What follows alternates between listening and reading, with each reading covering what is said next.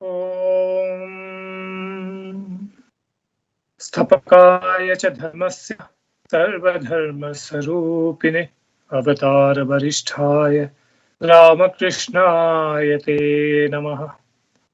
Jananim Saradam Devim Ramakrishnam Jagadgurum Padapadmo Tayo Shritva Pranamami Muhurmuhu. Namashri Yatirajaya Vivekananda Suraye Sachit Sukhaswarupaya Swamine Tapaharine Sachit Sukhaswarupaya Swamine Tapaharine. Namaskar to you all.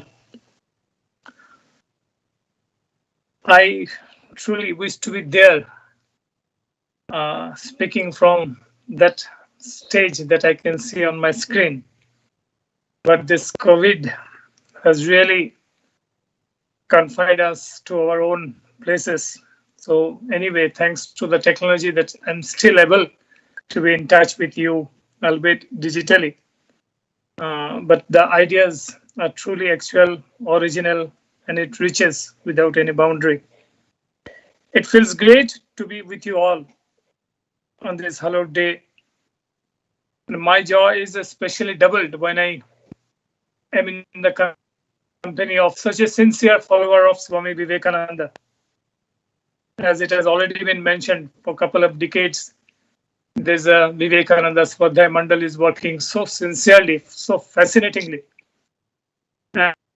And maybe another IIT Kanpur is doing so fantastic work, and IIT Madras, I don't know much of from any other institutes, so even though I have been visiting all of them.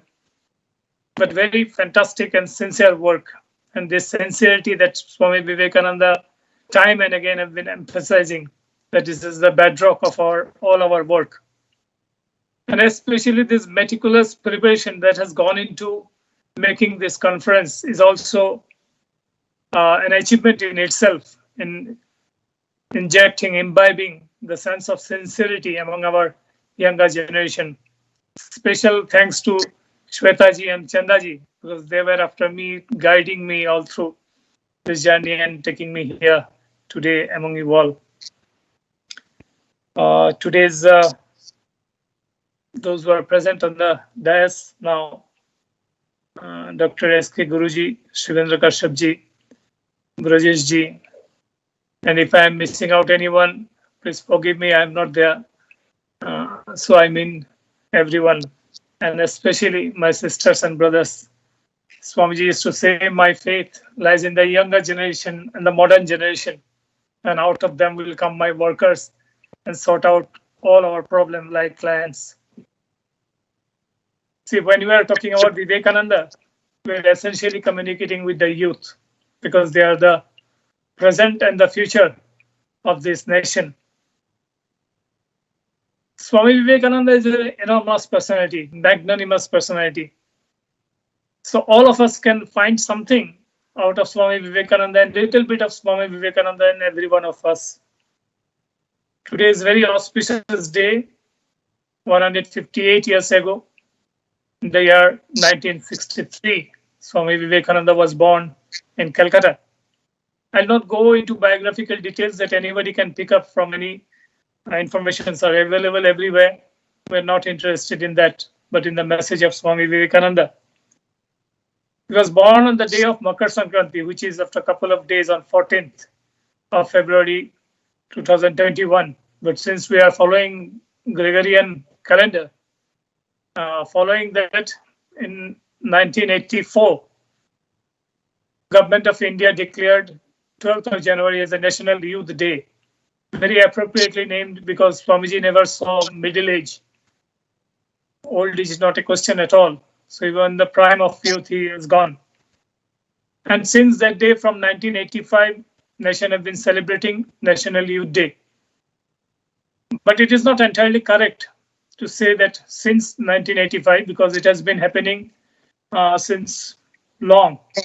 And especially when we talking from Vivekananda Kendra, let us remember the very seed of Vivekananda Kendra was shown in 1963 at the centenary birth celebration of Swami Vivekananda. When we are organizing this kind of program, there's another thought that comes to mind is the celebration of this kind is very natural to us. During my stay all over Africa, Middle East, that I have been traveling quite extensively, I've never seen anything like this. I've seen worship of only one thing, that is money.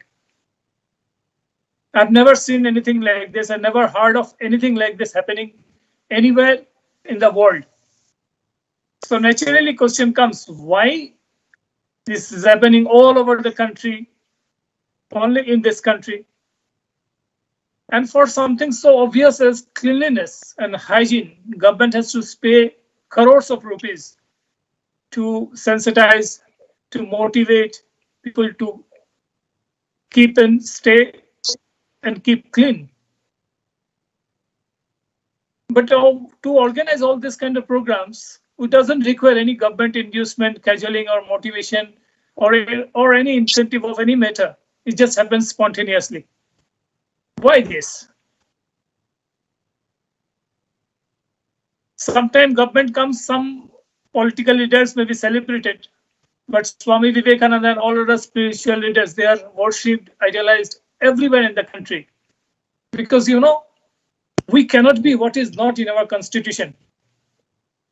And we are what is in our constitution.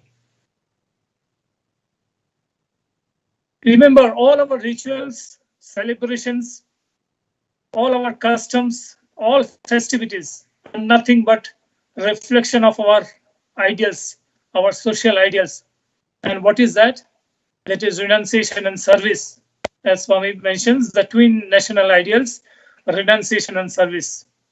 Hence, we remember, idealize, celebrate, and worship all those lives that reflects these ideals. This is something very unique about our nation. So when we are talking about Swami Vivekananda, it is a synonym for Bharat. And we'll come to that later and see why it is so. And when we say this renunciation and service is a national ideal, this is further vindicated by the utterances of Swami Vivekananda. In one place he says, I quote, "The greatest Indian king would be gratified to trace his descent to some ancient sage."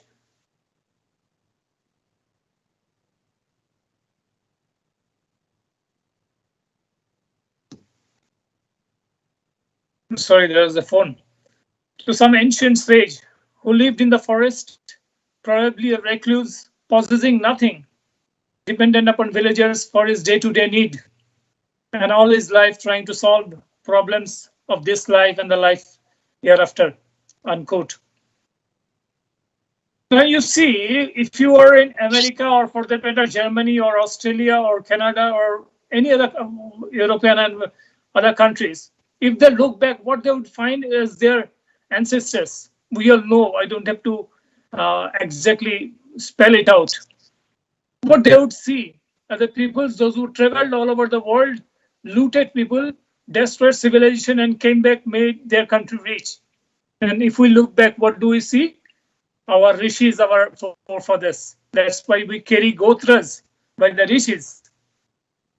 Today's task that I have been entrusted upon is to pay tribute to our great national hero. I do not know if this can be done by mere words. I don't think so, never. The least that we must do is to dedicate our lives for the cause. Nothing less will do. The cause is Mother Bharat and her philosophy of life, the outlook of life. Our work is not just for our own people, but for the entire humanity. Hence, Swami Ji exhorted, arise India, conquer the world with your spirituality. Ours is a tremendous mission, in the face of which all other vocations of life appears very insignificant and trivial. But such a grand vision seems too much to comprehend while caught in the quagmire of life, in the relentless pursuit of our petty desire, which are just like chasing mirage. In the process, the precious life is exhausted in despair. I want to call upon our younger friends today. These are not just mere words. Your destiny is entangled with the destiny of this nation. You like it or not. If we rise, if the nation rise, we all rise. If we fail, if the nation fail, we all fail. And our mission is nothing but civilizing the entire world. The philosophy that we have, this will sustain entire humanity. No amount of war machines or military hardware can save any country. As you can see how the technology, military technology is evolving. Today you have a rocket. Tomorrow you have a battery of rockets which can destroy that rocket. Today you have nuclear bombs. Tomorrow you have shield and what not. We don't know all this, but you can see relentless chase of military hardware and all this thing is going on. Who is benefiting by this? Countries, those who are producing. And what is happening in those countries? We all can look around and we can see what is happening in those countries. I don't have to go into that because that's not the topic. But one thing is very, very important that you have to understand this. How to understand every young heart is throbbing with this excitement, but they don't know how to do it, how to go about it. This is the only way, that's the only way. And that is to internalize, identify ourselves with the mission of Bharat. To understand that, we have to read Vivekananda. We have to study Vivekananda. We have to internalize Vivekananda. We have to become one with Vivekananda. As you know, Rabindranath Tagore, once in dialogue with Roma Rola, another Nobel laureate, was a Nobel laureate of 1915, probably, in literature. While talking to him, he said, if you want to know Bharat, read Vivekananda. So reading Vivekananda is so important. How to study, understand, and internalize Vivekananda, that is also very important because internalization is very, very important. In our Vedic culture, we say, Shravanam Mananam Nididhyasanam. That is to hear first and then to understand intellectually and then to meditate, to internalize and assimilate those ideas into your life when the ideas and the life becomes one. And it is more when the matter is spiritual. In the matter spiritual, internalization or realization is everything. Information has no position, information has no place. That is good for bread earning education, but not for spiritual life. Swami Vivekananda, spirituality is personified, is yoga personified. His entire synthesis of yoga, where bhakti, karma, jnana, or raja yoga becomes one. That is the beauty of Swami Vivekananda. Swami Vivekananda is also a link between the past and the present, between the Orient and the Occident, and between the ancient and the modern. Without understanding Swami Vivekananda, without understanding Bharat, we have no future ahead. Without understanding our past, we won't be able to make sense of the present. And without the present, we cannot structure our future of our nation. So it is very important that we understand Vivekananda. To understand Vivekananda, the best way would be to study him, not about Vivekananda. Swami ji के बारे में नहीं पढ़ना है, स्वामी जी को पढ़ना है. And when we do that, today we also must pay tribute to another sadhak, another disciple of Swami Vivekananda, who was a British stenographer. And stenographer was in high demand in those days. And this man was Joshua Jones Goodwin, or in short, he was called J.J. Goodwin, who remained with Swami Vivekananda. And while serving Swami Vivekananda, he left his body in 1898. So let us also pay our tribute to Goodwin. And for him, meticulously recorded all that Swamiji said and left is for us as priceless gift. The second best would be to study those who responded to the call of Swami Vivekananda and dedicated their life for the cause of their master, which became their own cause. The first would have been the best, but today we don't have enough time to go through the Swamiji's literature. It is a huge literature. There is no aspect of life which has not been touched by Swami Vivekananda, from Parabrahma to kitchen cooking, to mending shoes to Chandipat, as it is called in Bangla, Juto Sholai theke Chandipat. He has touched upon everything. We cannot cover everything in 15 minutes, 20 minutes, 15 years. It takes life. So we'll just look into few sayings of Swami Vivekananda through his very intimate, through his very dearest disciples. I don't know whether the word dearest would be right or not, but very motivated and dedicated disciple of Swami Vivekananda. Two of them I will just mention. One is Margaret Noble, which later becomes Sister Nivedita, and Christina Greenstidel, who later became Sister Christian. She was German, but their very early stage she was relocated to US. So she met Swamiji in Detroit in 1894. We'll come to that later. Yet today we shall reflect upon some of Swamiji's utterances from the collection of Sister Nivedita and Sister Christian. 2 points will be emphasized here, which I found the core of all that Swamiji did, all that Swamiji said. First, I will read the original passage, and then I will try to translate in Hindi so that not a single word goes unattended. And our young friends who may not be well versed in English, doesn't matter, but they will also get the core idea. So here I go, I'll read the original passage and I quote. The idea is love of God. Swamiji says, I quote, what the world wants today is 20 men and women who can dare to stand in the street yonder and say that they possess nothing but God. Who will go? Why should one fear?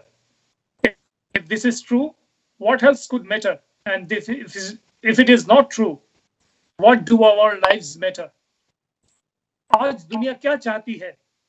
20 पुरुष महिलाएं जो सड़क पर खड़े होने की हिम्मत कर सके और कह सके कि उनके पास भगवान के अलावा और कुछ नहीं।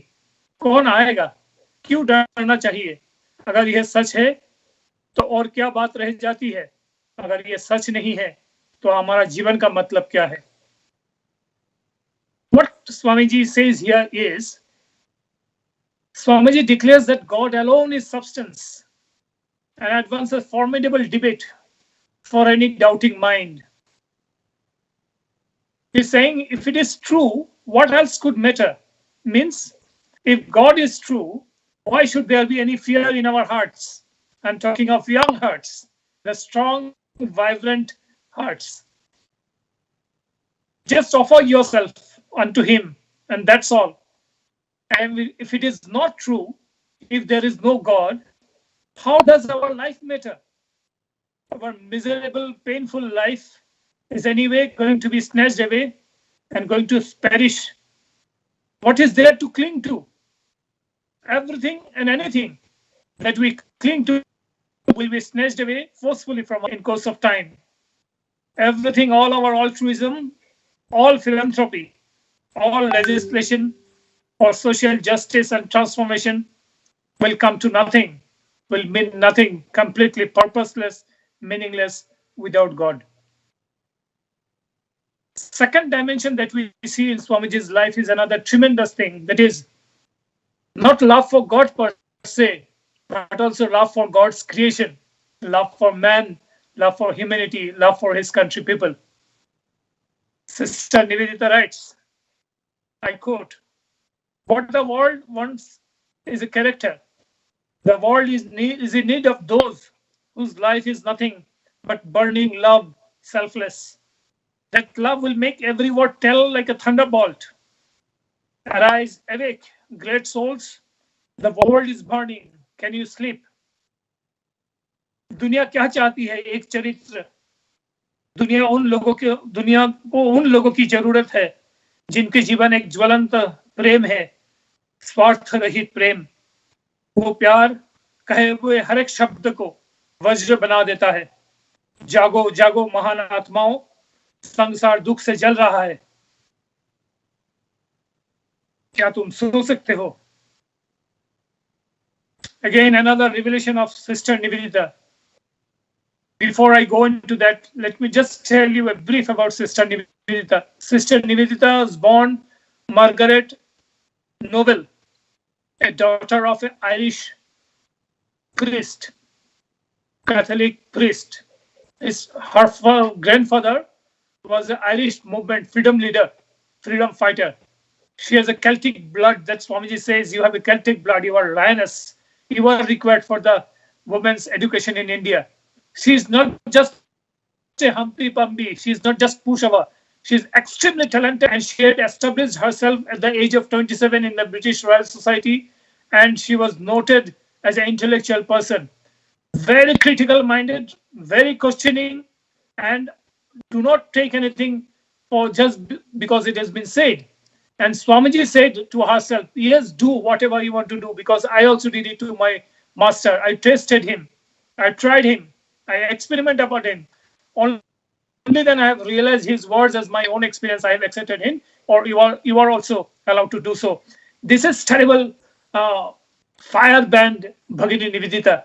And she writes, I quote, the time came before Swami left England. That is in 1896. Swamiji went to England in 1895, again in the 1896. That was the last time that Swamiji went to England.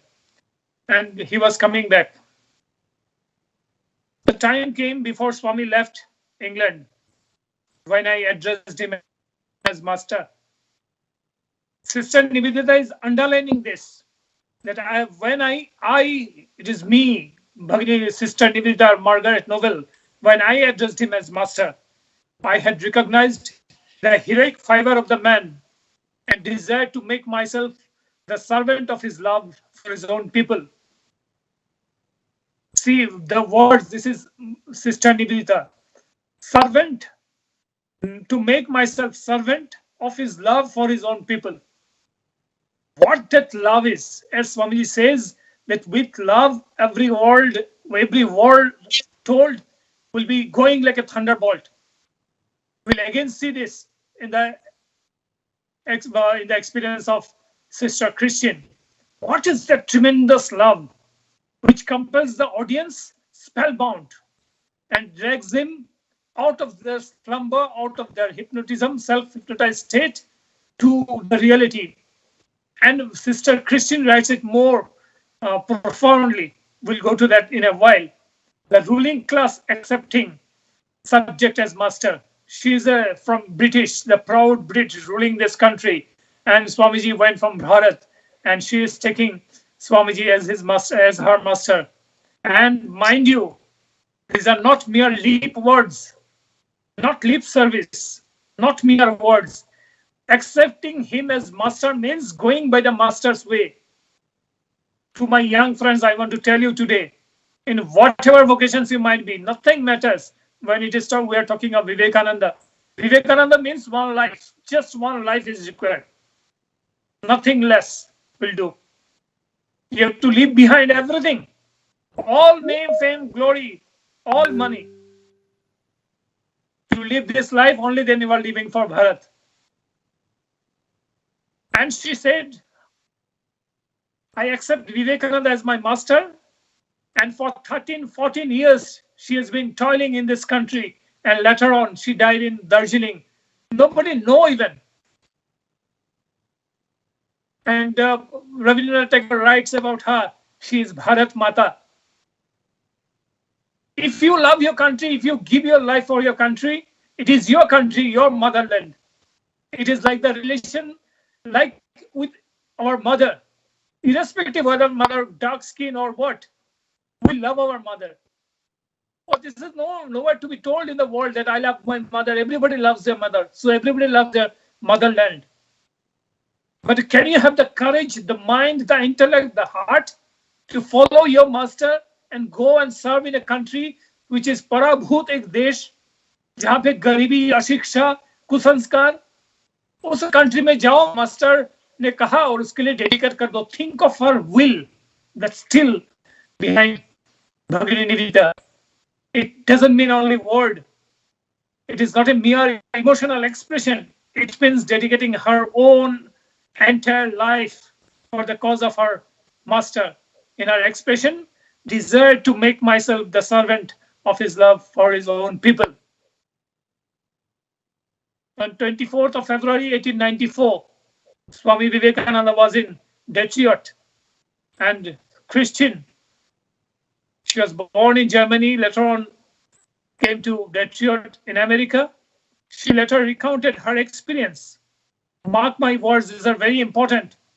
She writes, I quote, "Our love for India came to birth.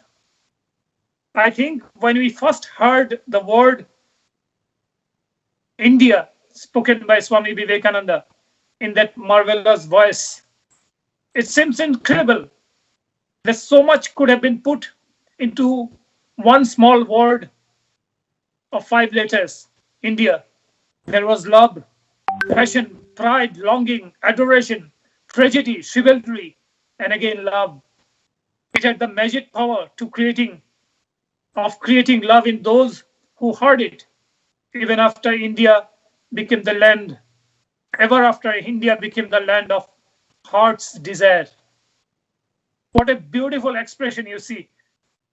To read it in Hindi, it sounds like, मुझे लगता है कि जब हम पहली बार स्वामी विवेकानंद को भारत शब्द कहते हुए सुना, भारत के लिए मेरा प्यार पैदा हुआ. उनकी अद्भुत आवाज अविश्वसनीय लगता है कि 5 शब्द के अक्षरों में, 5 अक्षर के शब्द में, एक छोटे से शब्द में इतना कुछ डाला जा सकता है. प्यार, जुनून, गर्व, लगाव, आराधना, त्रासदी, शिष्टता और फिर से प्यार. सुनने वालों में प्रेम पैदा करने के लिए जादुई शक्ति रखता था. हमेशा के लिए भारत मन की आकांक्षा का देश बन गया. Can we even say that India is land of our own heart's desire? Can we say touch our heart? If you are given opportunity to work and live in America, how many will you stay in this country? Touch your heart and tell me. Don't tell me, tell yourself. That's why a small, tiny country like England, 40 million people can rule over 300 million people. That is the adamantine will this British has. I don't think we'll ever be able to grasp the intensity of Swamiji's love for his country.